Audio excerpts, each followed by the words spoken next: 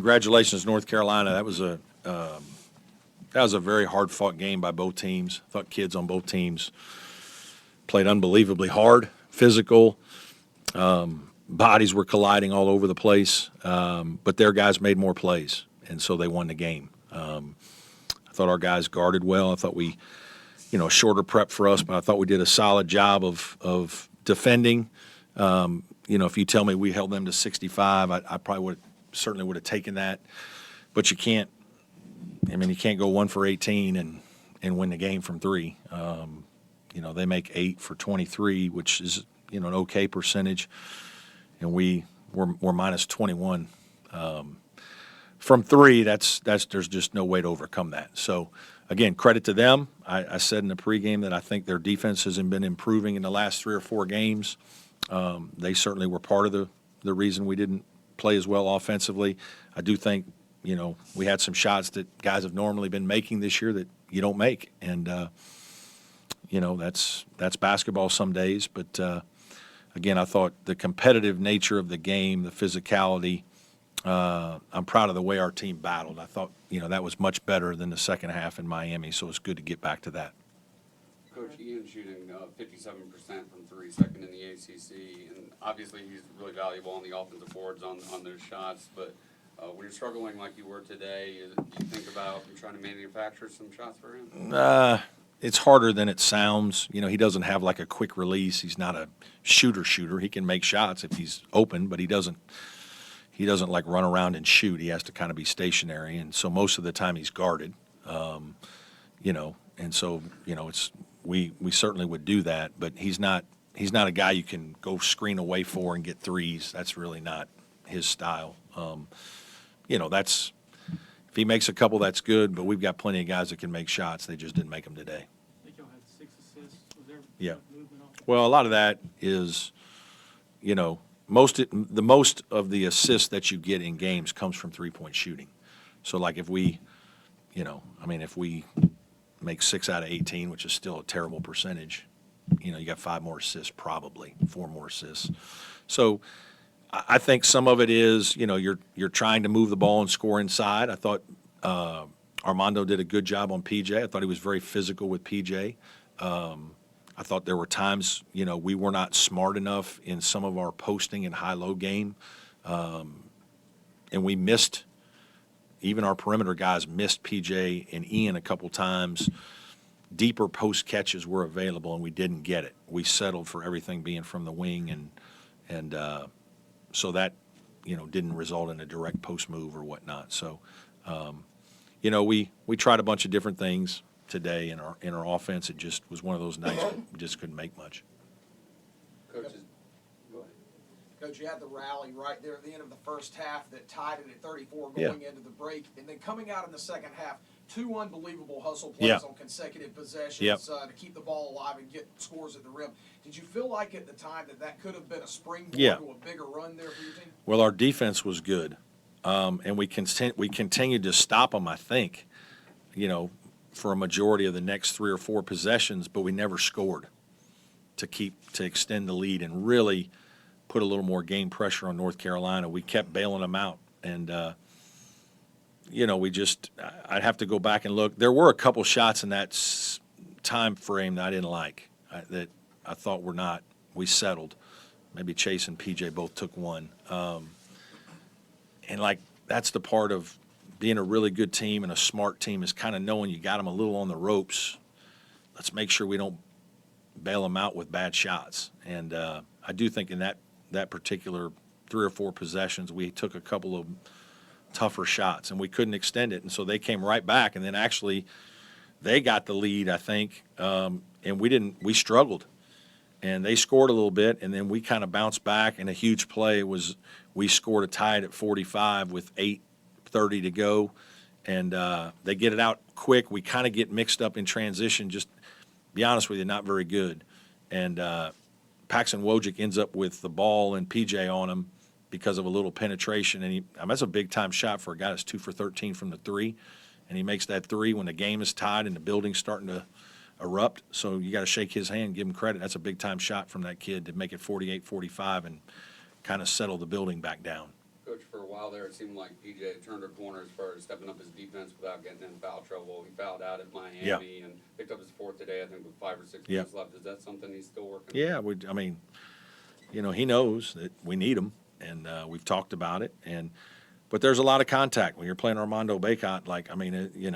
There's going to be contact on every play, every post play, every rebound, physicality and screening.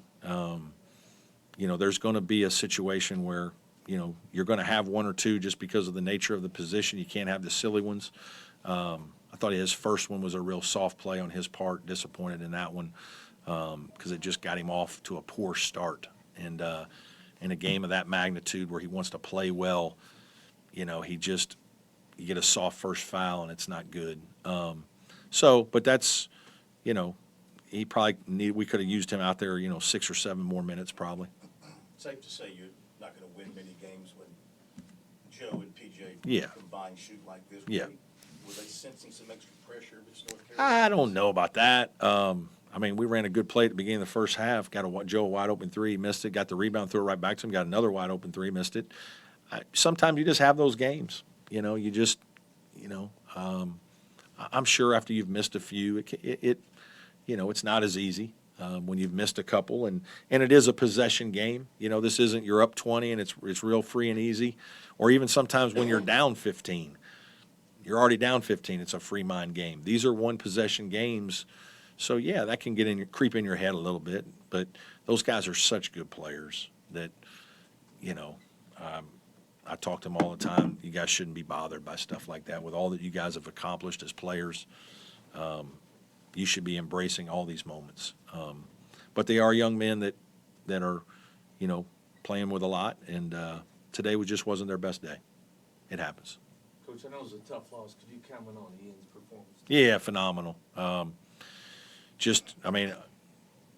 Incredible effort as usual. I like that he got some boards and finished more around the basket. He got some plays in there. We got it to him a few times. He scored. Activity on defense with the steals. The stat sheet is, he filled 2 assists, only 1 turnover, played 33 minutes, 6 out of 7 at the line, 11 boards, 16 points. Just really proud of him. He didn't play quite as well against Miami, but today he stepped up and he was huge. Energy. Oh, sorry, go ahead. Continue. One last. The energy he brought to the game, though, seemed huge. Yeah, obviously the 2 plays at the beginning of the half are just, if you can't root for that. Like, I told our team the other night before the game that you guys all think, like, PJ, you're the favorite, and Joe, you're the favorite because you make shots from 35 feet and this, that, and the other. And I said, guys, it's Ian Schieffelin. When I walk around town, the first guy they mention to me is Ian Schieffelin. It's because some of us all look at Ian and like, how does this guy do that? Maybe I could do that, right? But his heart is so big, his will to get balls, and how accepting he is of what he's trying to do. You love coaching guys like that. He's laying it out there, and he's not the most gifted guy. He's a good vertical athlete, but he's playing against really good, talented, athletic people and still finding ways to get double-figure rebounds. If you don't enjoy coming to games and watching that dude play, then you're missing out because there ain't many better than that. Thanks, Coach. Thank you. It was an early rainy start today, but the crowd was electric, wasn't it? Good crowd again. Yeah, thank everybody for coming. We thought it would be good. It usually is in these types of environments. I appreciate it. Hate that we didn't play a little better. I think, there were a couple times we had the building going and we just couldn't make another basket to kind of blow the roof off a little bit. But there's no question it helped our guys. It made them feel good. They were excited coming into the game. It helped us defensively, and that kind of support is greatly appreciated. Every year in March, it seems like we're talking about how the ACC beat up on itself. You have 3 games under your belt already. Seems like you're in for another dogfight throughout the conference.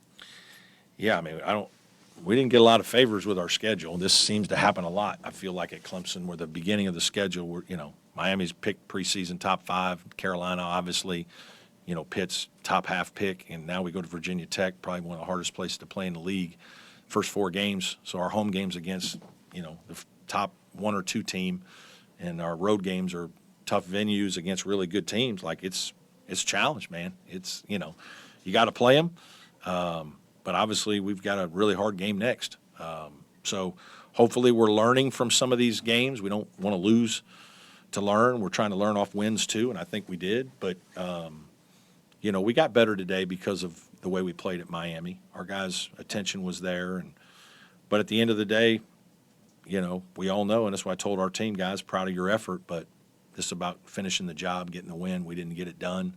I know you're disappointed. I'm disappointed. But I reminded them that I was more disappointed in them at Miami. That wasn't how we play. That wasn't how we do things in the second half. Today I can live with. I can live with missed shots. But we've got to try to get it fixed. And so I think this will be a next, it's a long season. We still got 2 months, so there's a long way to go. Clemson Grit is hanging in there, and that's what we're going to do. Is there any update on? On Zach or Alex, maybe? Jack tried practicing a couple times this week and did a few things, so we hope he's getting closer. Trainer just said he still can't go yet. Alex still hasn't practiced. I'm hopeful that, I don't know if it's this week or next week, maybe that we can start to get him out there. We miss a couple of those older guys at times. It would be nice to have a little more experience and depth, but, got to go with what we got. Any more questions for Coach? Okay, thanks, everybody.